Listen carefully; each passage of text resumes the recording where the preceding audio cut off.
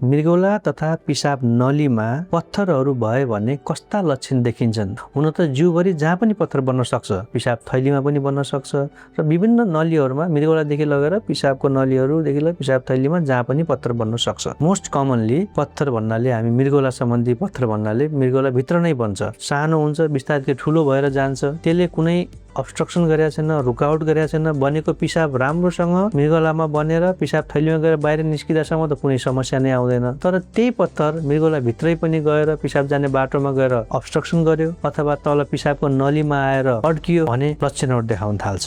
जस्तै मृगौलाको पत्थर पिसाब नलीमा आएर अड्कियो भने सुरुमा त कोखा दुख्छ। कोखा भन्नाले यो रिब केजदेखि तलपट्टिको यो हाम्रो हिप भन्दा माथिको यो भागलाई कोखा भनिन्छ। यो भागमा एकदमै नराम्रोसँग छटपट पार्ने गरी दुख्छ। यसको दुखाइ अगाडितिर सर्छ, सिल्का हान्छ भनौँ एक किसिमले। हो त्यो नलीको पनि माथिल्लो भाग, बिचको भाग, तल्लो भाग कहाँ छ त्यसमा भर पर्छ।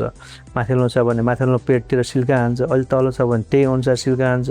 त्यसैले सिभियर छटपट पार्ने किसिमको दुखाइ कोखामा हुन्छ। त्यो दुखाइ अगाडितिर सर्छ र केही घन्टा रहन्छ, केही घन्टालाई फेरि हराउँछ, केही समयपछि फेरि आउँछ। त्यस्तो खाले दुखाइलाई हामी कोलिकी पेन पनि भन्छौँ। सिभियर कोलिकी फ्ल्याङ्क पेन चाहिँ एउटा मृगौला अथवा पिसाब नलीको पत्थरको लक्षण हो। अर्को भनेको चाहिँ जब पत्थर मृगौलाबाट नलीबाट जान खोज्छ, जाने क्रममा घाउ बनाउँछ, त्यो घाउबाट रगत आउँछ। त्यो रगत कसैलाई एकदमै धेरै आउँछ, पिसाबमा देखिन्छ, रातो रगतै आएको पिसाब देखिन्छ भने कतिपयपल्ट त्यस्तो नदेखिकन पिसाब जाँच गर्ने क्रममा माइक्रोस्कोपमा रगतहरू देखिन्छ। यो दोस्रो लक्षण भयो। अब त्यही पत्थर पिसाब थैलीमा बनाएको छ र पिसाब थैलीबाट बाहिर निस्किने नलीमा गएर अड्क्यो भने बिरामीले पिसाबै फेर्न सक्नुहुन्न। एकदमै नराम्रोसँग तल्लो पेट दुख्छ, पिसाब अड्केको हुन्छ, घन्टौँसम्म पिसाब फेर्न सक्नुहुन्न। मृगौलामा बनेको होस् अथवा पिसाब थैलीमा बनेको होस्, तर त्यो नलीमा गएर अड्क्यो भने पिसाबै पनि रोकिन सक्छ। दुईटा हुन्छन् मृगौलाहरू, दुईटा नली हुन्छन्, दुईटै गएर अड्क्यो भने, दुईटैबाट पिसाबहरू अड्क्यो भने